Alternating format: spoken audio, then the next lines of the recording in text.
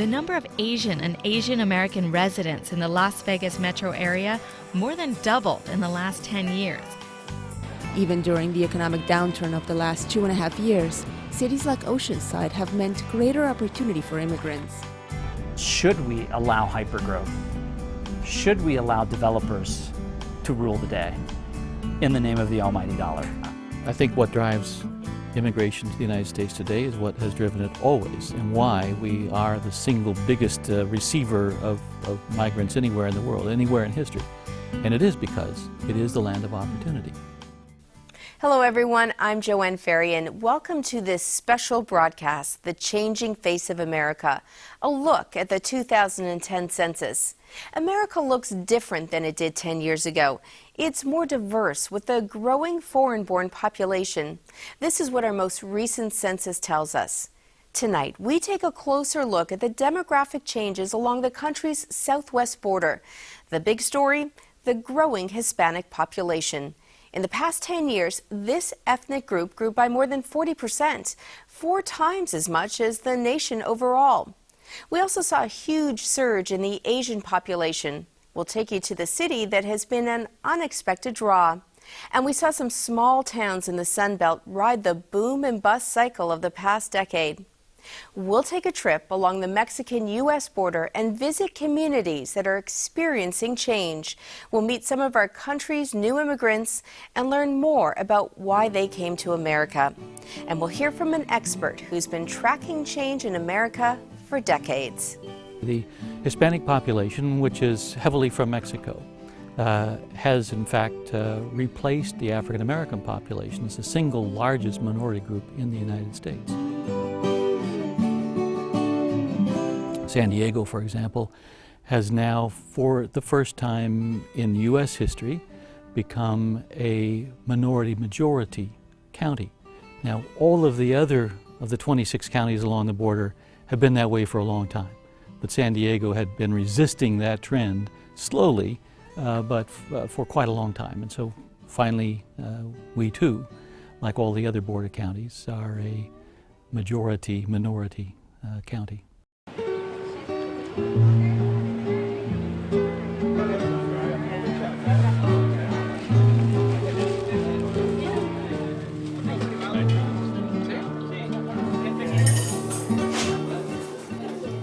I'm Ruxandra Guidi in Oceanside.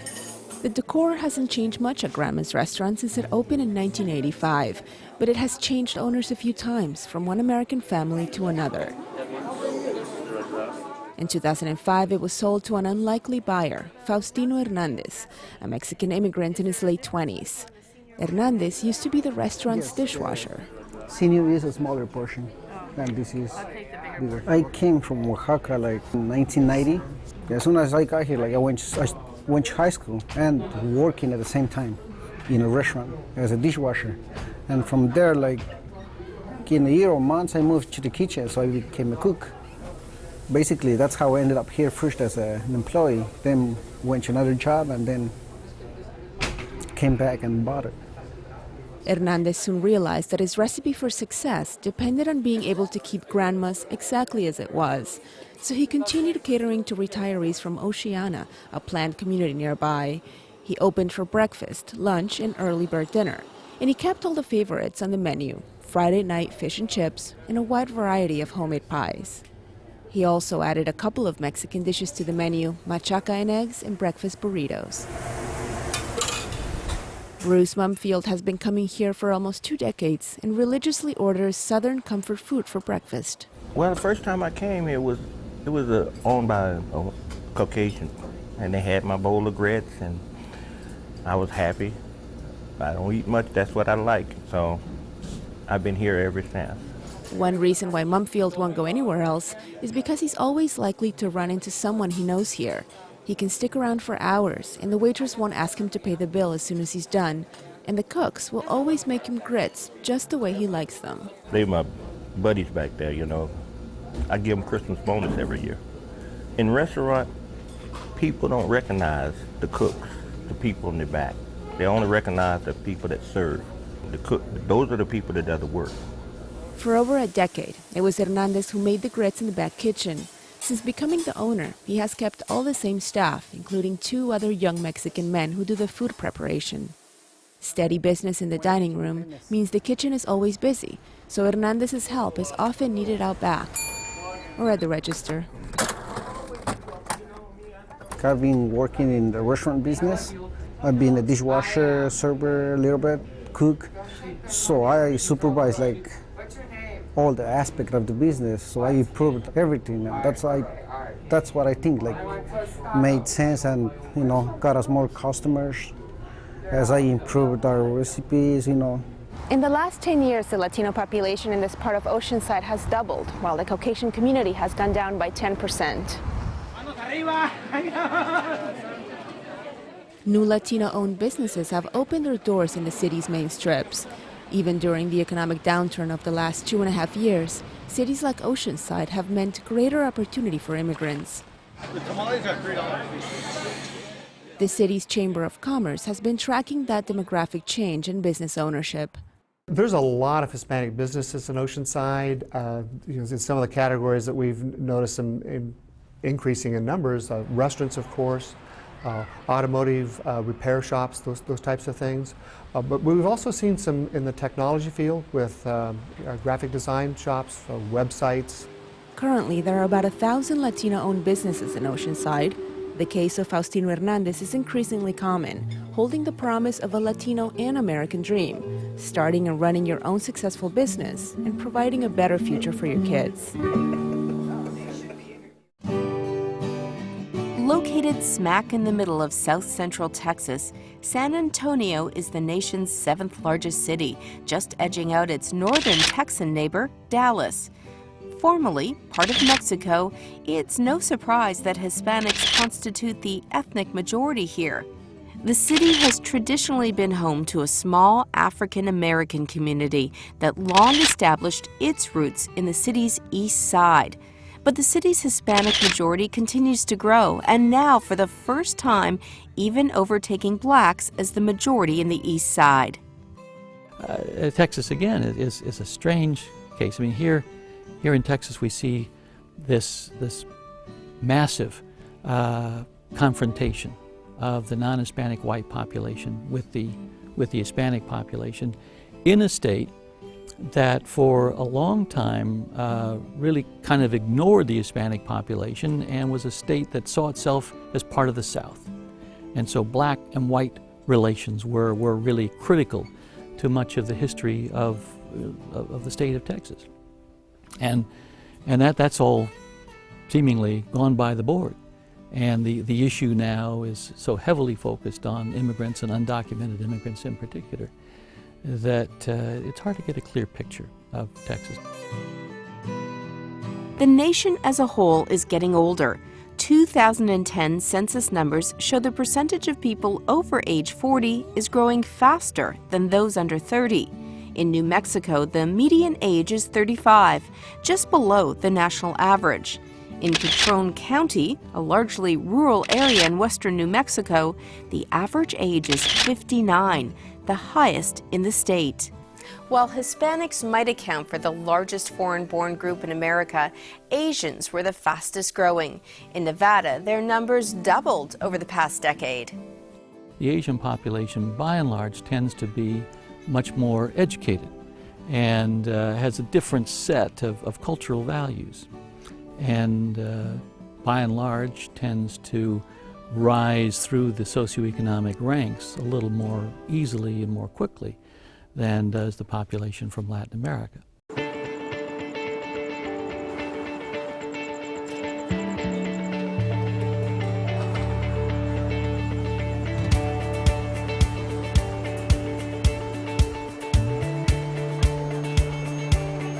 I'm Jude Jaffe-Block in Las Vegas.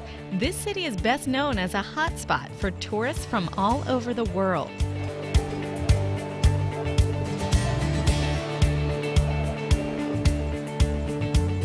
But almost 2 million people now call the metro area home, and as the city grows, it's becoming more ethnically diverse.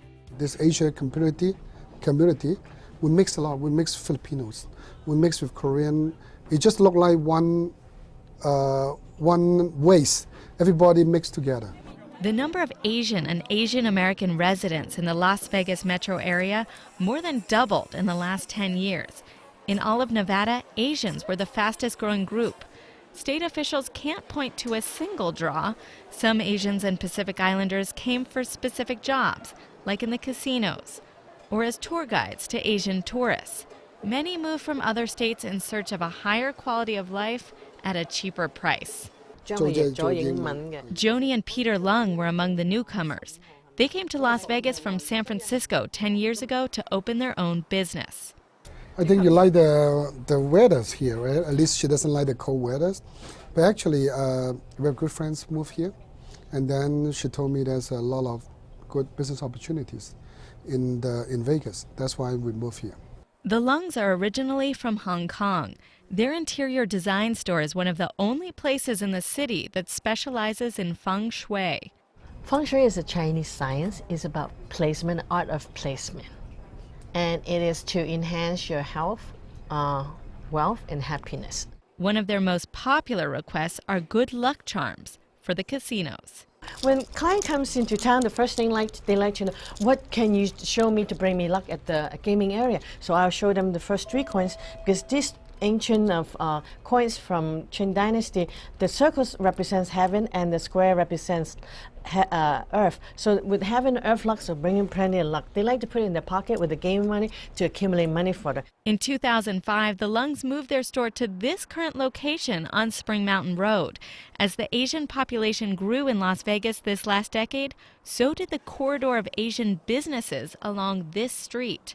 If they're looking for anything Asian related to Asian business, they will come to Spring Mountain already, since the street is known for Asian business opportunity. That's why we want to be around there, so we want people to get to know us. The trend began with just one Asian-themed shopping mall built in the 90s, known as Chinatown Plaza. Then in the 2000s, Korean, Japanese, Filipino, Chinese, and Thai businesses spread out along a 3-mile stretch of Spring Mountain. The street is now the heart of the growing Asian community. So anybody who's looking for Asian needs or someone who can assist them in their language area is there to offer. Or if they miss something from home, they can find it around this area, food or languages, magazine, knickknacks, whatever they want. They can find it within the area. But the Lungs say it wasn't always that way. When they arrived in Las Vegas 10 years ago, they had to drive to Los Angeles to find the foods that reminded them of home. In the last few years, several new stores like this one have opened up that specialize in products from all over Asia. This is Koreatown, one of the newest shopping centers on Spring Mountain Road. This used to be a failing Albertsons before Kenny Lee's father bought it 5 years ago and gave it a complete makeover. And then as soon as he heard the Albertsons Center closing down and Realtor contacted him, he was on board and he knew exactly what he wanted to do with it. Lee wanted to create a center that would bring the Korean community together and help them retain their culture. From a DVD rental store with Korean movies to specialty food from Korea. Oh, and here's the bellfish we could only get in Korea at Korean markets. It only comes around bodies of water near Korea. I think it's not only having a place where people could, again, shop and hang out, but it's to let the whole Vegas community and even the local government know that there is a large Korean population in this town. 10 years ago, there were only 6,000 Koreans in this county. Now the number has doubled to more than 12,000. But the shopping center caters to more than just Koreans. So we have all the Asian papers here. So we have Filipino, Chinese, Japanese, some even in English. This mall often hosts Asian community events. This spring there were multilingual tax workshops, and you could even get a flu shot here. And we're really easygoing. We really rarely turn anybody down if they want to do fundraising or any kind to help out the Asian communities.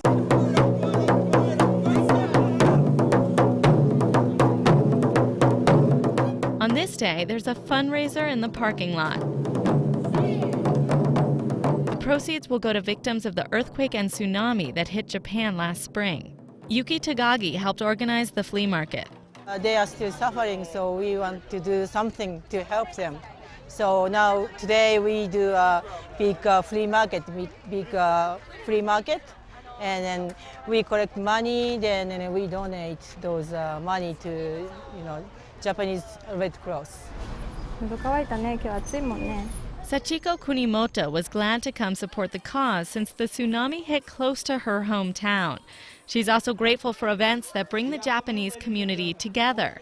She says it was tough to adjust to Las Vegas when she first arrived in the mid-2000s. I had no friend first, and I had no driver's license. I had it in Japan, but I can't use it here. So I was stuck in a house for, I don't know, a few months. Ultimately, Kunimoto did make friends in Las Vegas through a Japanese website. She says visits to Spring Mountain Road also helped. I think there are some Japanese Asian restaurants here. So if you go there, you hear Japanese sometimes, and sometimes you talk to them. And sometimes you can make friends that way. Kenny Lee predicts the Asian community and Asian businesses will continue to spread on Spring Mountain. And it's really made a huge impact on the whole Asian community, just the Spring Mountain Road. I never seen any one street change that much in such a short period of time. Many like Lee hope that change will bring a lasting legacy of Asian culture in Las Vegas. That way, their children will grow up here with a sense of their roots.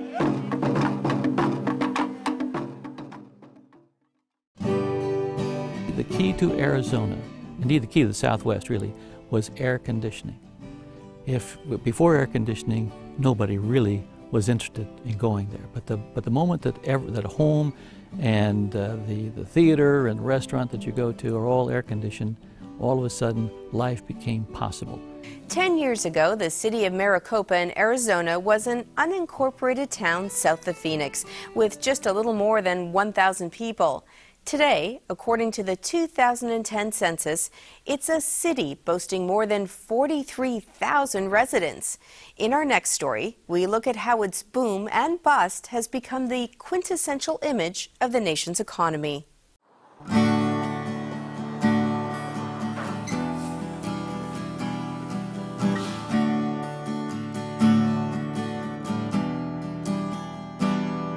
I'm Nadine Arroyo Rodriguez in the city of Maricopa, Arizona. The town is located about 40 miles south of Phoenix. After a 20-minute drive from the closest expressway through a desolate desert landscape, you end up at the entrance of one of the fastest growing areas in the Southwest. Maricopa is a quiet town. Once you enter its city limits, the sights are breathless. Modern structures and homes, beautiful parks, and sprawling greenery in all directions. Despite its modern look, this small town has a lot of history. What are you having? The beef fajitas? On the corner of Honeycutt Road and John Wayne Parkway stands one of the oldest establishments in town, the Headquarters Restaurant. It was built in the 1950s. It stands smack dab in the middle of the one square block area of downtown Maricopa. The club room many years ago, that used to be hot poker games in there. And just a lot of celebrations in here. Alma Farrell is the owner of the new and renamed HDQ restaurant. She attended school, got married, and raised her children in Maricopa. Her father-in-law was a prominent businessman who founded the restaurant. At the time, there were only several hundred residents in a farming community, a small town by many standards. For Farrell, it was just home. She's considered a Maricopa pioneer, and as such, she was a member of the Maricopa Chamber of Commerce, who, like many other pioneers, wanted Maricopa to become a growing community. We wanted to market Maricopa to see if we could get some people to come out to Maricopa to maybe invest and come out and build homes. And it did. Maricopa's growth was steady at first. 1,000 people in 2000, 5,000 in 2005. But that growth changed overnight. In late 2005, the housing market exploded. Developers arrived in Maricopa in droves. Homes and shopping centers sprouted in farm fields everywhere. Demand was so high, developers had to create lottery drawings for potential buyers. The city's population exploded and grew by more than 4,000% to 43,000 people. What the rest of you are doing is counting your money, so when you get up here, you're not saying, how much do I have? No one felt the growth more than the Maricopa Unified School District. One particular point in time, with about 1,200 kids on campus, I believe it was, I and one assistant principal were taking care of all the duties that administrators take care of. But on top of that, for about a 3-month period, I was principal, athletic director, and when we lost the science teacher, I ended up teaching 2 periods of science. Superintendent Jeff Kleck says he was one of those folks who moved to Maricopa because of the local growth. He started as a teacher in the school district and gradually moved up the ranks. He says school registration increased exponentially. Kids kept coming, and every year we would hire, it seems like, at the high school. I know there was 25 teachers and another 25 teachers the next year, and we were just bringing on staff almost faster than we could remember their names and who they were. Kleck says the community grew so much between 2003 and 2009 that the district built 6 new elementary schools, 2 middle schools, and expanded their only high school. During the economic boom, the number of churches in Maricopa also expanded from 3 to a dozen. All of them experienced instant growth in congregants, so much so that some of the churches had to draw up plans to expand their buildings, while others had to find larger places to worship.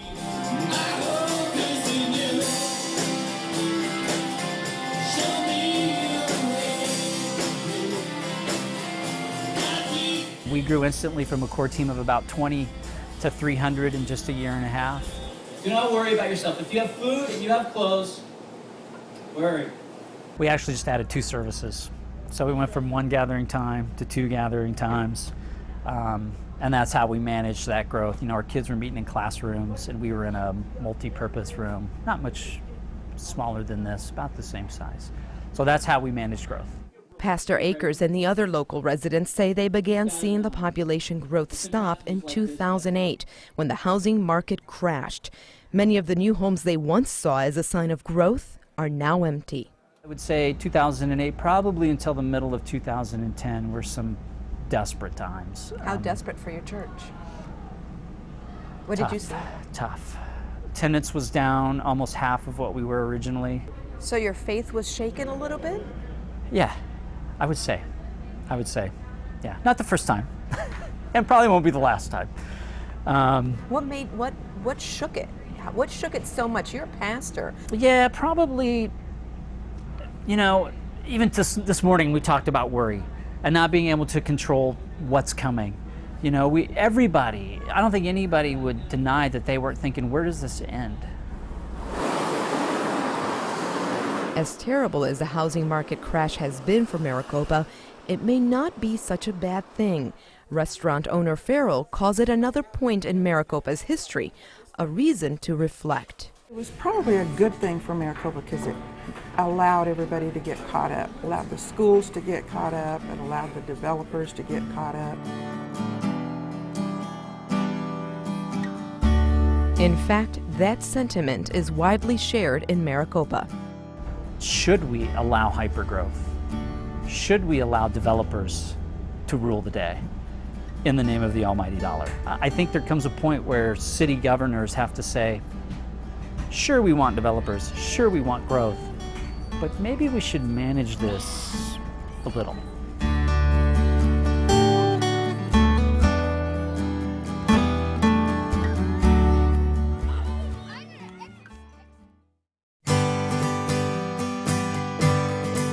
According to the 2010 census, nearly 309 million people live in the United States, 27 million more than in 2000.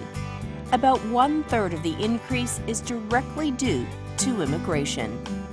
I think what drives immigration to the United States today is what has driven it always, and why we are the single biggest receiver of migrants anywhere in the world, anywhere in history. And it is because it is the land of opportunity. Even in recessionary times, as we're going through right now, there are going to be more opportunities in a place like the United States than there will be somewhere else. You can see more stories about the cultural shifts that are transforming the Southwest by going to our website, frontterracedesk.org. I'm Joanne Farian. Thanks for watching.